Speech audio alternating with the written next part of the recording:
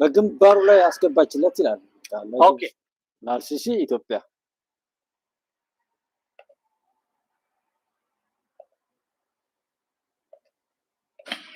اثيوبيا يا جماعه اللي ما يعرفش طلعت النهارده بتصريح ان الميه ميتنا ዛሬ ኢትዮጵያ ብቅ ብላ ይሄ ውሃ የኛ ነው አለች እና የግብጽ ነው እንበል ሊቃል ገባኝ واحنا اللي هنتحكم فيها እኛ ነን እንቆጣጠረው واللي عنده حاجه يروح يعمل ده كلام اثيوبيا بالبلدي كده ስለዚህ ባጭሩ የኢትዮጵያ ንግግር ስናየው የፈለጋችሁትን አርጉ የሚል ይመስላል وان احنا هنبني سدود جديده بداوا ሌሎች ግድቦችም እንሰራለን እያለች ነው طبعا كلنا عارفين موقع عبد الفتاح السيسي እኛ የعبد الفتاح السيسين አቋም እናውቀዋለን يطلع يقول لك يشجب والاشقاء في اثيوبيا والكلام الفاضي والبالع اللي هو عايش الناس فيه ሰዎች ምን አይነት ችግር ውስጥ እየኖሩ እያየን ይላል ምንም ችግር የለም ግን عبد الفتاح السيسي ምንም ችግር የለም አይዟችሁ ይያለ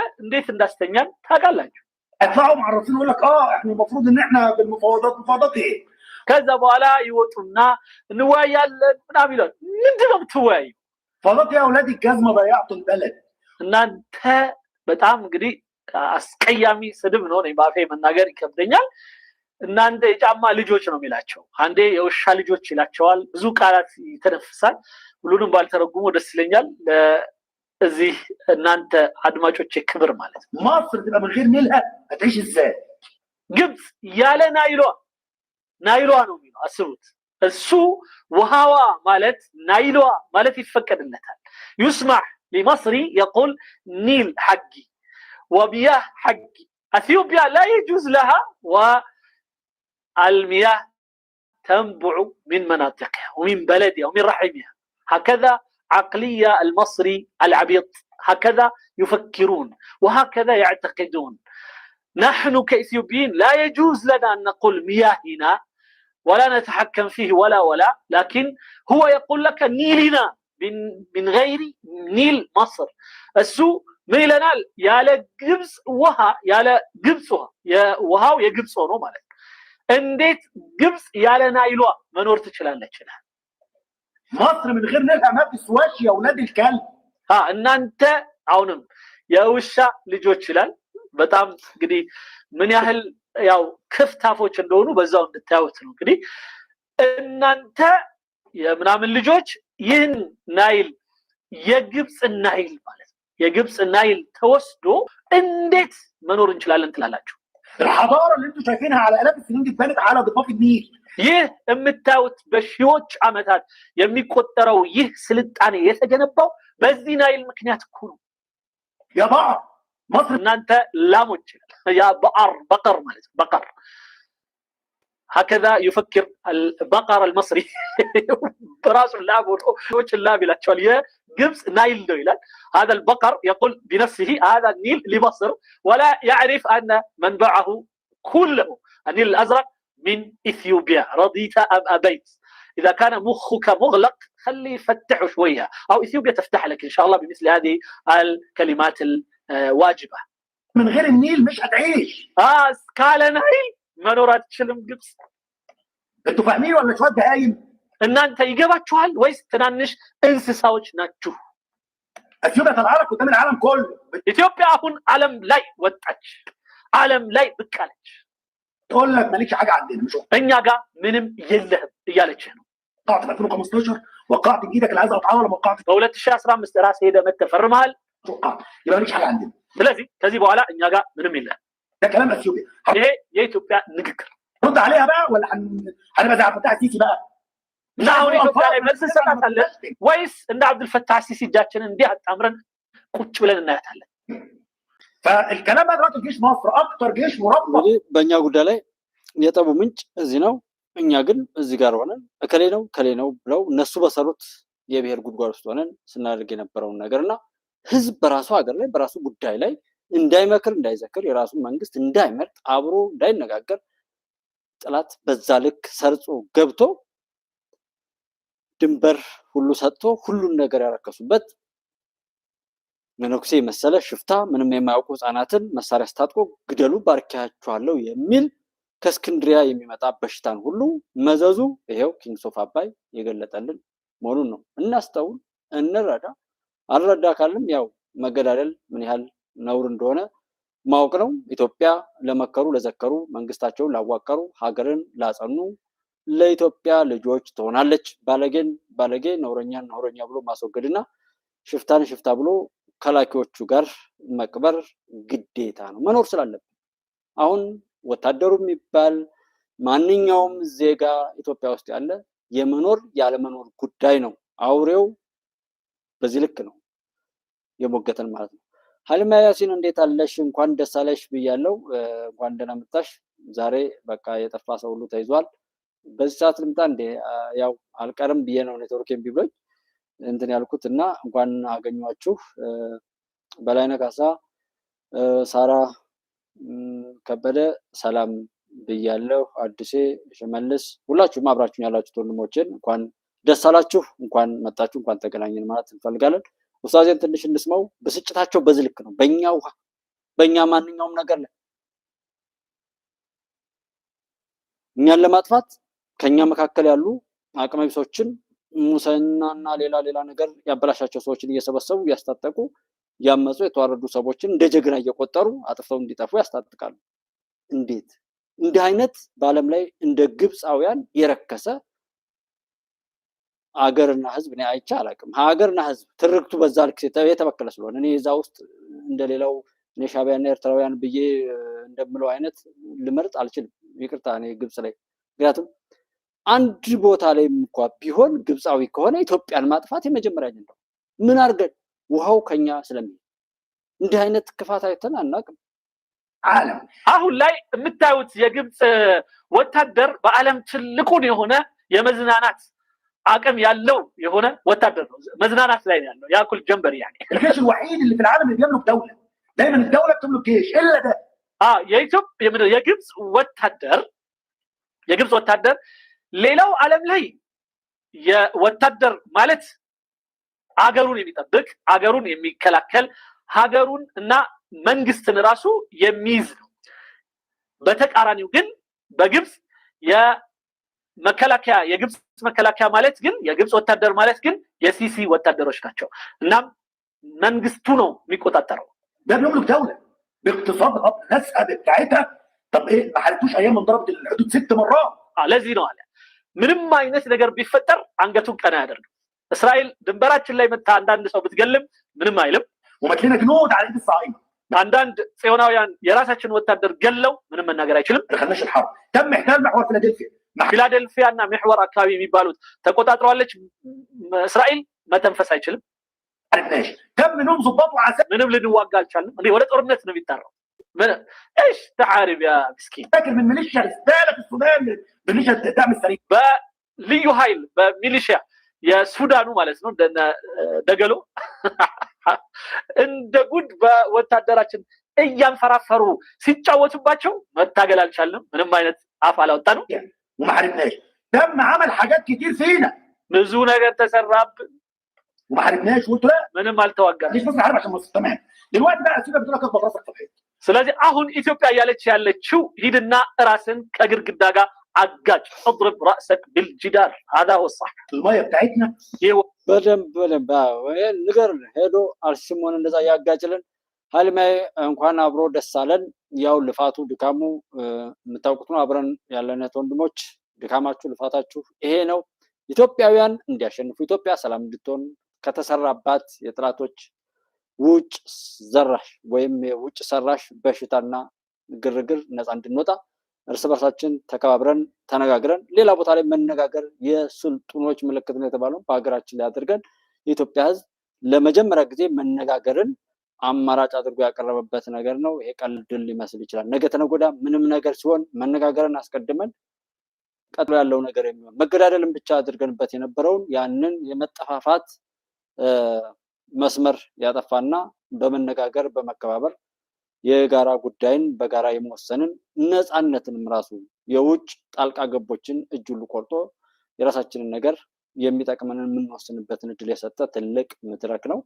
ስለዚህ እንኳን አብሮ ደስ አለን እንኳን ደስ ያላችሁ የሚያልኩት ለዛና ዋናው የሚቀዳው ይሄው ኡስታዜ እንደሚነግረን الوحيدين اللي حق التصرف እኛንን የፈለግነውን የማድረግ መብት ያለን እያለች يعني لو جت سنين جفاف وما بعتلكش ميه موت من العطش ስለዚህ ምናልባት ድርቅ መጥቶ ውሃ ካላክንልህ ሙት በጥማት እያለች ነው ما تزرعش اولا አትዝራ ብትፈልግ ابجاز مالكش حاجه عندنا እኛ ጋር ምንም የለህም ከዚህ በኋላ لو اعتمدنا على عبد الفتاح السيسي يبقى خسرنا كل حاجه ስለዚህ እኛ በአብዱል ፈታህ ሲሲ ላይ ተማምነን ቁጭ ካልን ከስረናል ይሄን ይመስላል እንግዲህ ብዙ ነው ጨዋቱ ወደ 4 ደቂቃ ይቀርባል ስለዚህ ወይስ 2 ደቂቃ ይጨርሰው لكن لو هنحارب لا مش وقت خلاف سياسي عام يلا بينا نحارب ونحط على اولاد الوسخه ونرجع نيلنا لميتنا بارضنا تاني ስለዚህ ዋናው እንግዲህ ነው አሁን ላይ አብዱል ፈታህ ሲሲ ዝም ብለን ከምንጠብቅ ኑና ተነሱ ብሎ የሚዋጋ ወታደር ከመጣ ሁላችንም አብረን ከወታደሩ ጎን ተሰልፈን ያለንን ልዩነት ሁሉ ረስተን እነዚህን ሰዎች ኢትዮጵያኖቹን ልክ አስገብተን ውሃችንን በቁጥጥር ስር ማዋል እንችላለን هكذا يفكر المصري العبيط مخه كانه حبحب እንደዚህ حبحب ጭንቅላት ካልሆነ በስተቀር እንደዚህ ማሰብ አይቻልም كيف ترجع النيل منبعه كيف عقلك هذا هبل በጣም የሚገርሙ ምንድነው ይባለው በጣም ጅሎች ጅላንፎች እንዳሉት ማለት በቃ ምን አይነት ህብል እንደሆኑ ምን አይነት አስተሳሰብ እንዳላቸው አይገባኝ انما نضحي بمستقبل مصر اللي جاي ده مش هنسمح بيه ስለዚህ የግብፅን የወደፊት እጣ ፈንታ በአብዱል ፈታህ ሲሲ ዝም ብለን ሰተን እሱን መስዋዕት ማድረግ ፈጽሞ የማይታሰብ تعال حارب في جندة وبرعة في 1875 و76 أكلت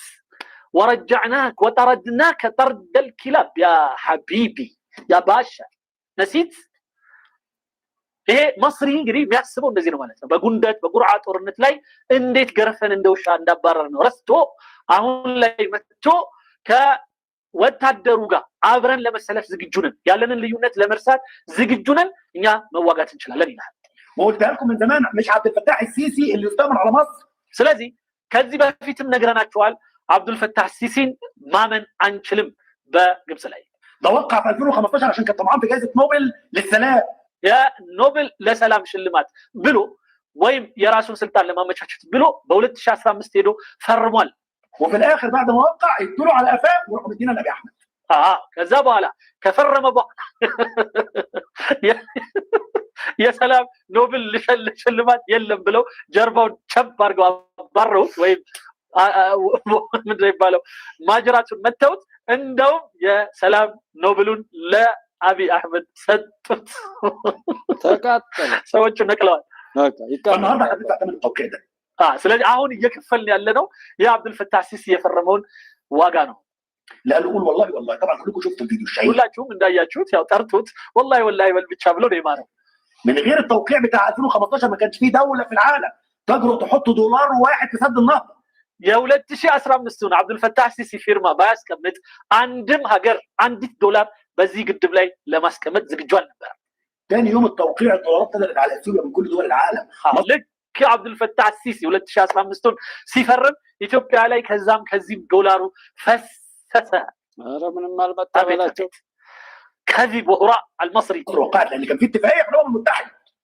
ምክንያቱም በተባበሩት መንግስታት ስምምነቱ ይጠበቅ ነበር لك حق الفيتو على نهر النيل በቃ ከዚህ በኋላ ኢትዮጵያ በቪቶ ማለት ከግብጽ የነበራትን የቪቶ ድምጽ አሰረዘች አስጠፋች ان مفيش حد يقدر يحط طوبه الا بتوقيع مصر ግብጽ ካልፈረመች በስተቀር አንዲት ሸክላም ቢሆን በናይል ላይ ማስቀመጥ አይቻልም የሚል ፊርማ ነበረ በፊት እሱን አስጠፋው عبد الفتاح السيسي وقع باسم مصر ስለዚህ አብዱል ፈታህ ሲሲ በግብጽ ስም ፈረመ توقيع غير معترف فيه ይህ ፊርማ ፈጽሞ ተቀባይነት የለውም احنا ما وكلناش عبد الفتاح السيسي እኛ አብዱል ፈታህ ሲሲን አልወከልነውም አልመረጥነውም قانوني ስለዚህ ይህ ግድብ በፍጹም ህጋዊ አይደለም في عبد الفتاح السيسي بس هو اللي وافق حتى مستشارين اللي كانوا حواليه قالوا لا غلط ما تمضيش ሌላው ቀርቶ አካባቢ የነበሩት አማካሪዎች እንዳትፈርም ሲሉት ነበር يبكي لا انا اعرف عند ابي احمد طب لما تموت انت وابي احمد وتدخلوا في داهيه ويجي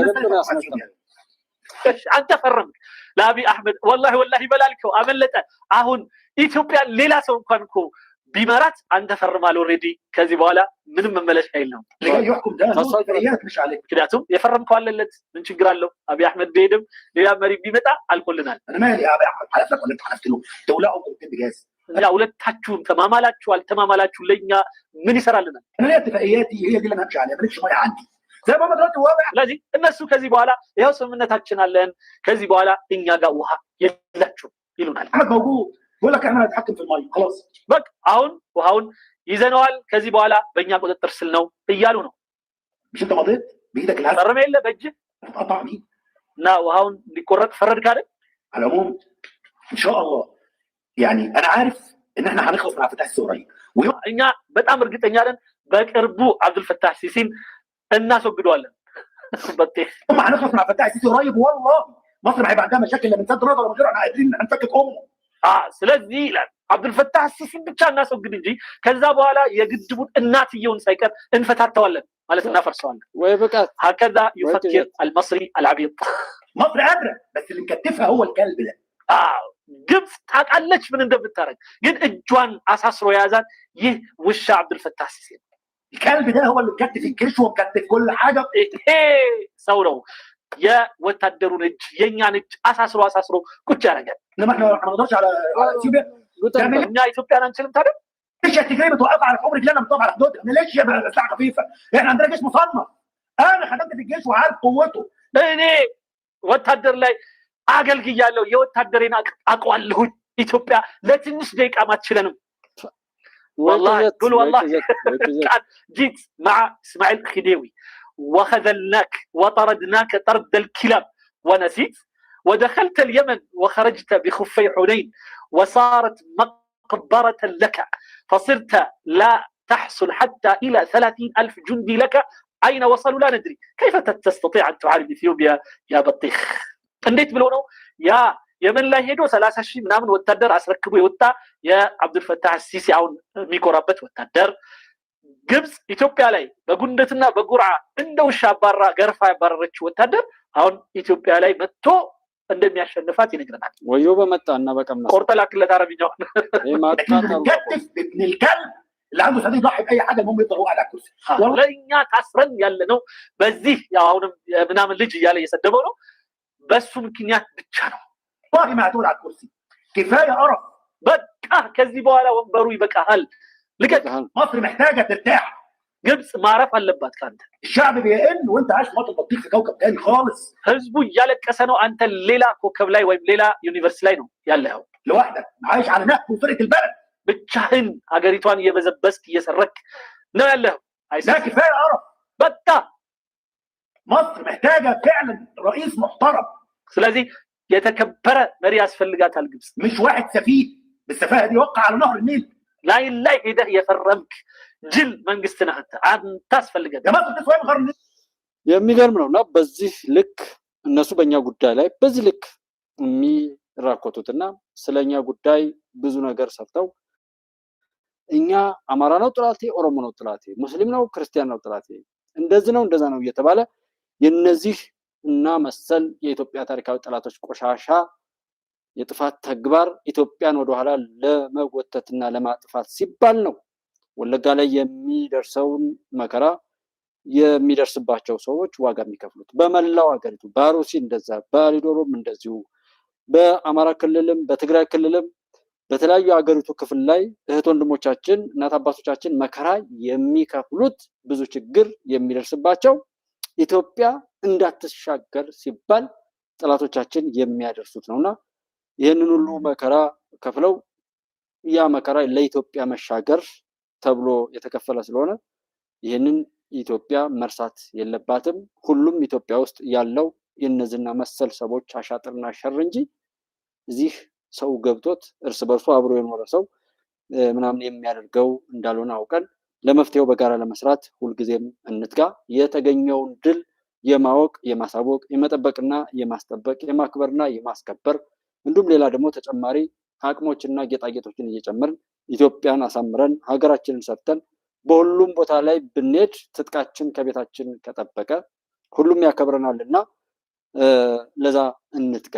ሀገሩን ያፈረሰ እርስ በርሱ የማይከባበር እርስ በርሱ የሚባላ ማንም ገብቶ በቀላሉ አክሰስ የሚያደርገው ለጥፋትና መጠፋፋት እርስ በርሱ የሚሰለፍና የሚባላ ህዝብን የትኛውም ዓለም ላይ ስለማይፈለግ ገጽታችንን እናስተካክል። ልክ ሳውዲ ላይ በሰሞኑ አንዳንድ በቲክቶክ እንደዚህ ተሰራ የሚባለው ሁሉ ያ ገጽታን ለማበላሸት ለጠላቶቻችን እጅግ ጠቃሚ መጨባበጫ የሆነ ነውረኛ ተግባር ነው። በሌላ ቦታ ላይ ተሄዶ በሙያና በተለያዩ መልካም ገጽታዎች ራስን መግለጽ ሲገባ ብልግናን በዛ ልክ ማሳየት በሊቢያም በየመንም ሆን ተብሎ የተሰሩ ሰዎች አሉ።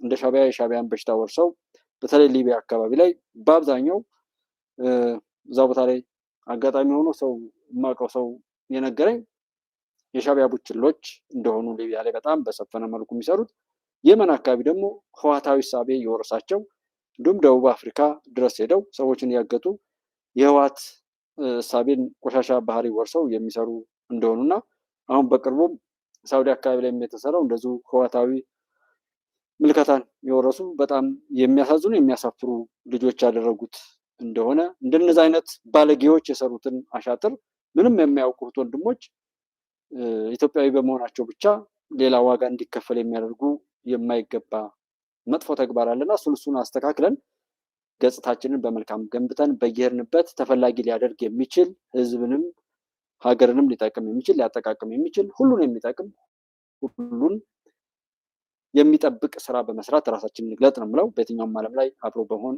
በመረዳዳት ይቅር በመባባል አፉ በመባባል በተቻለ አቅም ነገሮችን አስተካክሎ በመጓደድ ራሳችንን ለመግለጥ ጥረት ብናደርግ ዘመኑ ይሄ ብቻ የሚያዋጣበት ስለሆነ ነው። የኢትዮጵያ ድል ይቀጥላል። ኢትዮጵያዊ የሆነ ሁሉ የኢትዮጵያ ባለቤትነቱን ያረጋግጥ። ከዳር ቆሞ መውቀስ አያስፈልግም። መንግስት ለመሆንም መንግስትን ለማወቅም የቢዝነስ ሀሳብን